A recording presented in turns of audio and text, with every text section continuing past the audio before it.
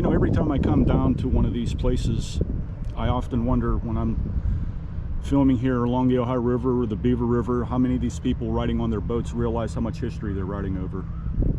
Dum-dums. Anyways, good afternoon, ladies and gentlemen of Mark Grego's YouTube channel. I'm so excited that you can join me because today I have a really special video for you guys. We're going to talk about the Indian village of Sawkunk. Now, what you're seeing here is the precise location of where this was, although it's a bit confusing on this end. And when I show you what I'm about to show you at the end of the video, I will explain why that is. However, Sawkunk was one of the leading trade posts, villages, meeting places of white settlers, Lenape Indians, and Shawnees. The village itself was actually created by the Lenape and the Shawnee so that they could come here, discuss terms with their tribes, inform each other of various white settler invasions, things of that nature. That's what it started out as.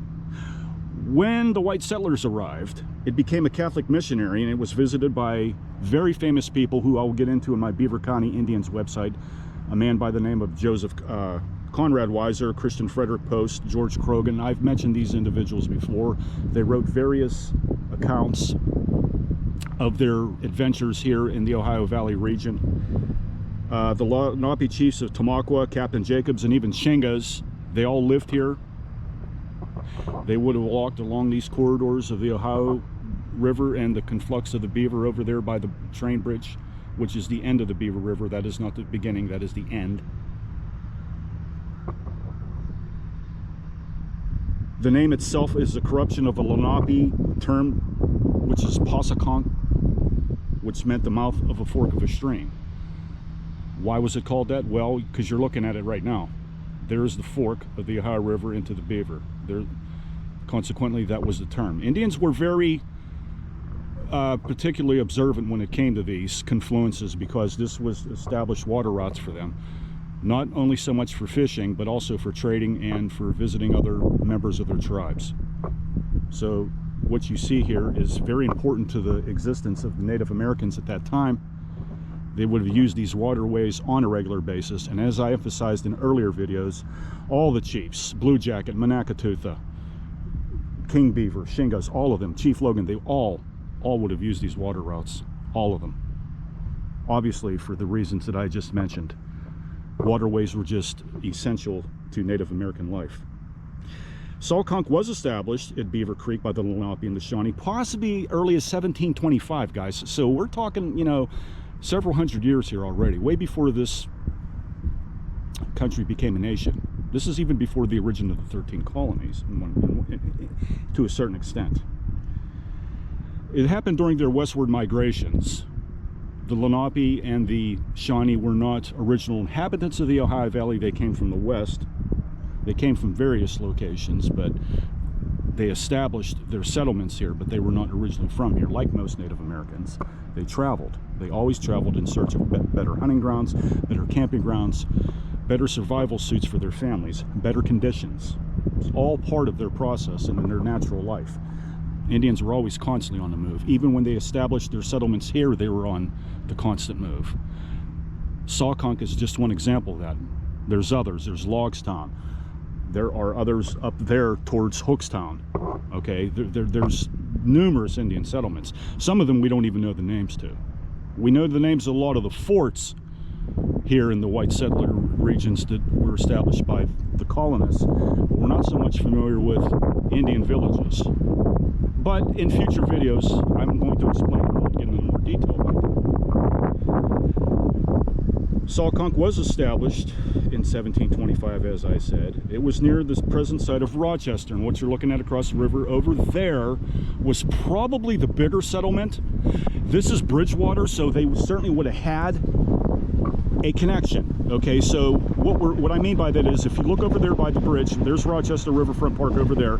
That's probably where most of Sawkunk lied, but as you get across the river, it would have been in this area too, as we see here in Bridgewater. Okay, down here to Bridgewater Park, beautiful day.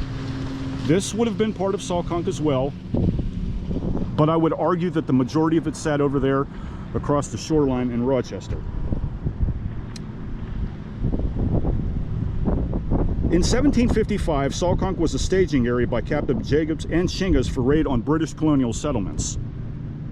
As I explained in my articles, most of the Indians sided with the British. It wasn't a very smart plan.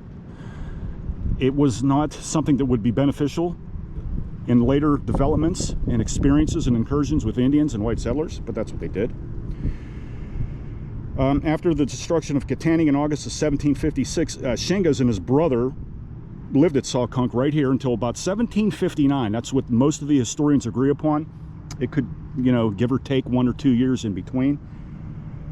But when the ongoing French and Indian War led them to move to Kasuski during this time, that community was often referred to as Shingastown.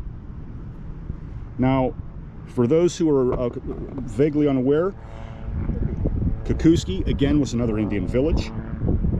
It was usually, it's usually thought to have been around the Newcastle, the Mahoning, and Edinburgh, Pennsylvania regions. So that's a little bit further north. I'm going to get into that in a later date. For right now, I'm just going to concentrate on this particular Indian village because it is so significant to not only the Beaver County history, but also the entire Ohio country region. It was a very, very, very popular spot. Almost, I would say, equally, arguably, to that of Lockstown, which is up the river there. On October 1755, in the Penn's Creek Massacre, the account of a captivity by a person by the name of Marie Leroy, she reports that in November 1756, she and Barbara Leninger, another accomplice, accompanied our Indian master to Sawkunk, where we spent the winter, keeping house for the savages who were continuously on the hunt.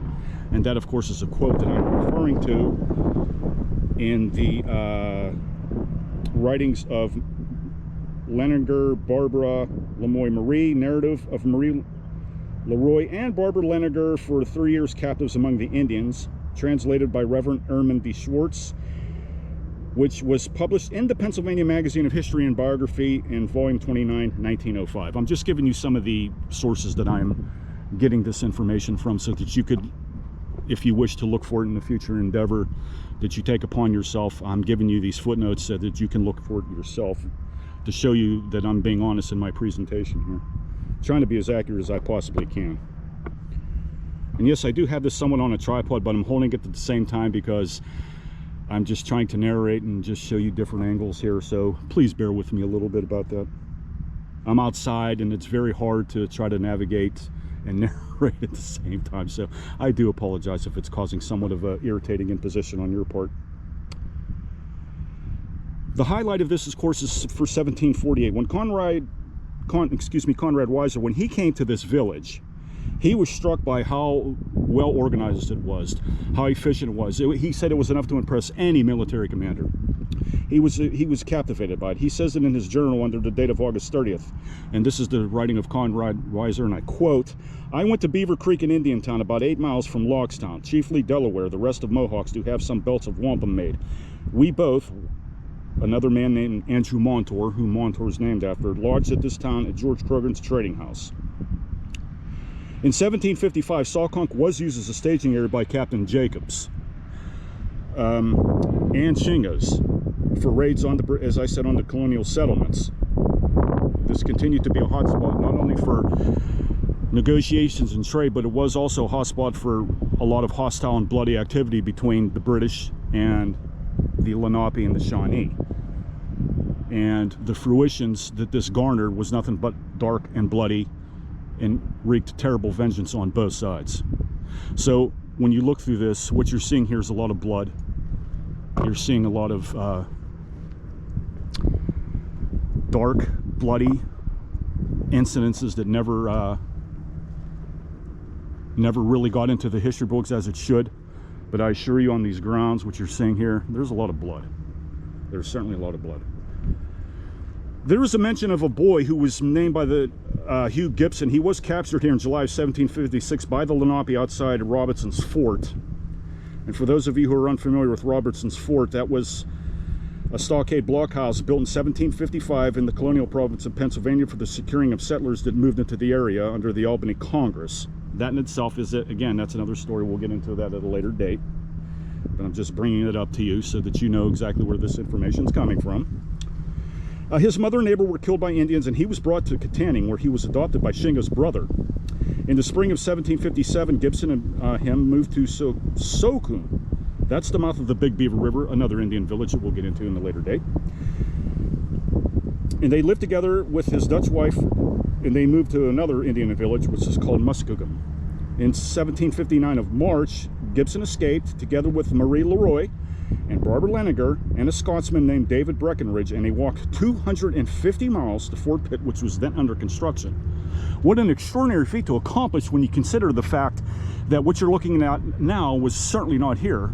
In those years, it would have been all woods, it would have been all Indian trails, it would have been replete with Indians, hostile Indians at that, and they managed to walk that distance and not be harmed. That's incredible. That's an extraordinary feat of accomplishment. I can tell you guys right now, I cannot emphasize it enough. Excuse me, adjusting the tripod. Just bear with me for one moment.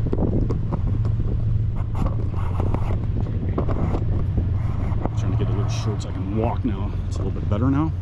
Excuse me for that. So guys, again, Indian villages, so vitally important to the existence of Native Americans. I must emphasize though, yes, while I am presenting the importance of these villages, this is not entirely the makings of Native Americans. Most of them, well, not, I don't know how much of this I want to put out there. I would not say most of them, but a lot of them did not partake in living in villages.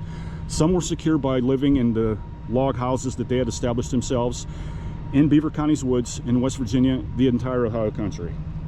But when something needed done, when something needed discussed, when a plan of battle needed to be executed, it would have taken place right in front of your eyes, right here where you see. That cannot be emphasized enough.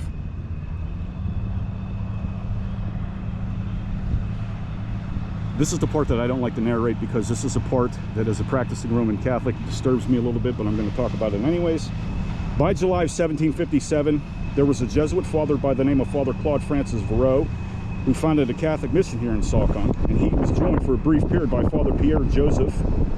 These are Jesuits. The Lenape chief, Pankakee, is the first person they allegedly met here in this village. And he had a dislike for missionaries. He had a dislike for especially Catholic Jesuit missionaries. He thought that their emphasis on their religion was a violation of their own beliefs, which it was. A lot of them were forced to convert by bloody means if necessary. This is something that I can get into in future videos and future presentations and articles on my Beaver County Indians website. But that was one of the things that Indians disliked the most about white settlers, was the idea that their religion was being eradicated from them. Their own beliefs were being eradicated in favor of something called the New Testament and Jesus Christ. The chiefs became jealous of Verreau's influence over the community. In spite of the chiefs and the leaders not accepting religions, some Indians did. That created havoc within the tribes and with each other. They were forced to leave after after the Fort Duquesne was captured in 1758. And Verreau is known as the only Jesuit priest who ever attempted to found a mission in the Upper Ohio River. So I mention him in this video because I think that that's historically significant, although most people don't know about that.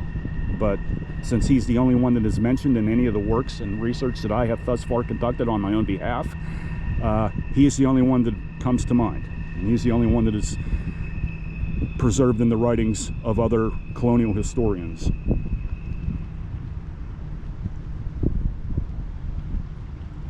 Now, there are other visitations by Frederick Christian Post. There are other visitations by George Croghan. There is a meeting with Mercer. But I think we're going to go now and just conclude this little video here of what happened as a result of British influence and white settler influence. What happened to Sawkunk? Well, the town was deserted after the Battle of Bushy Run. What's the Battle of Bushy Run? Well, that was in western Pennsylvania between British columns under the command of Colonel Henry Bouquet and a command force of Delaware, Shawnee, Mingo, and Huron warriors. This action resulted in Pontiac's rebellion, but through the British suffered serious losses. They routed the tribesmen and they successfully relieved the garrison of Fort Pitt. So that would culminate in a large upscale relocation and movement of these Indian villages all along the Ohio of what you see here. And also, let's not forget Monaco over there. There were Indian villages over there too as well. They may have not been necessarily as big and significant as Sawkunk or Logstown, but they were there. And again, not to be continuously repetitive, but I probably will be making future posts about that, maybe future vlogs, or at least future essays on it on my Indian website, so stay tuned for that. But the town was deserted on August 5th and 6th in 1763 when Henry Colonel Bouquet's expedition passed through the place in the autumn of 1764 on his way to Tuscarora, which is up there in Brighton. The chimneys of the houses which the French had built for the Indians were still standing, but in his journal he writes, and I quote him, "Big Beaver Creek runs through a rich vale with a pretty strong current. Its banks high, the upland adjoining and very good, the timber tall and young. About a mile below Beaver's Creek influence with the Ohio stood formerly a large town on a steep bank built by the French of square logs with stone chimneys for some of the Shawnee, the Delaware, and the Mingo tribes, who abandoned it in the year 1758 when the French deserted Fort Duquesne. Near the fording of Beaver Creek stood about 7 houses which were deserted and destroyed by the Indians after their defeat at Bushy Run on October 6, 1763, when they forsook all their remaining settlements in this part of the country." What leads to this? In 1768, a man by the name of General Lachlan McIntosh, he ordered a site to be built up on the hill over there. You can't see it, but it's there. To be constructed at the site of the former village of what you see here, Sawkunk. Sawkunk was transformed into Fort McIntosh. It became the headquarters for the Department of the West. Very significant for our early military history. The construction of the fort likely destroyed any evidence of occupation of the historic Native Americans at this location. As I emphasized before, I don't know if I did, but if I did not, I will do it one more time. The Ohio River here was very shallow 200, 300, 400 years ago. You could cross it even by a horse. There are written accounts that even George Washington himself could do this. When the villages came about for white settlers, and when the dams were built, the water levels rose, and there were many, and there's written accounts of this, there were many stone carvings, stone paintings of a lot of Indian stuff that are now deeply buried in these waters. And that's why I said at the beginning of this video, I wonder how much of these yo-yos know that they're riding on so much history when they're sailing on their boats and riding on their water skis. It's just really extraordinary to me. But these grounds became a closed chapter for the Native Americans.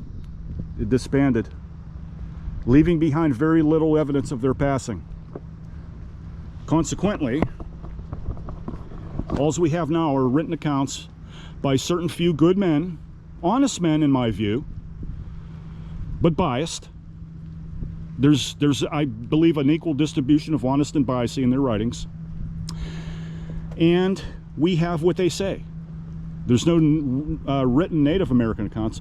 There probably certainly was oral ones, but again, you know, it was never taken upon anybody to preserve much of what the Native Americans had to say about their own villages and their own lives and locations and their influence and importance in their own matters and villages. It just, nobody seemed to care. So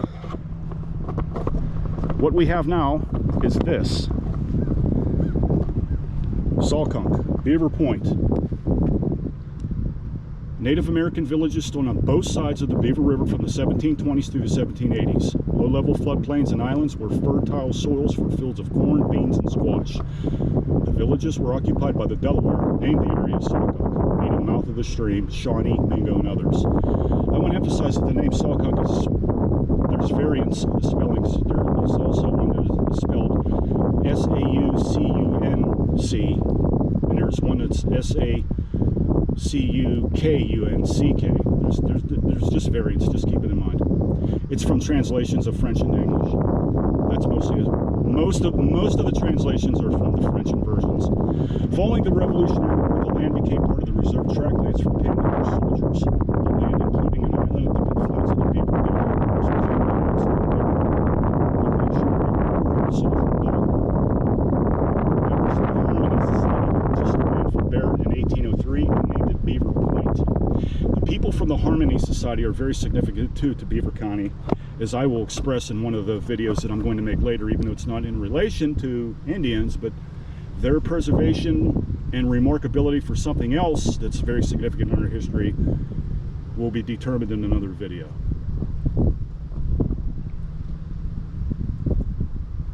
And there's the only plaque that we have of the village of Sawkunk. The only one we have in Beaver County. So that concludes our presentation of this village, its significance, its preservation, its history, its influence on the American colony itself of Pennsylvania. This region was forged and carved out originally by the Native Americans. It was sought after by the white settlers who established their own domains, and now you have what you see before you. But from the beginning, as Jesus Christ would say, it was not so. It was quite different. Let us never forget these significant Indian villages that still have a magnificent contribution and influence on our history and on our ongoing history. Let us always remember first what happened first, and then remember what happened next. Enjoy your Saturday, guys. Thank you for watching.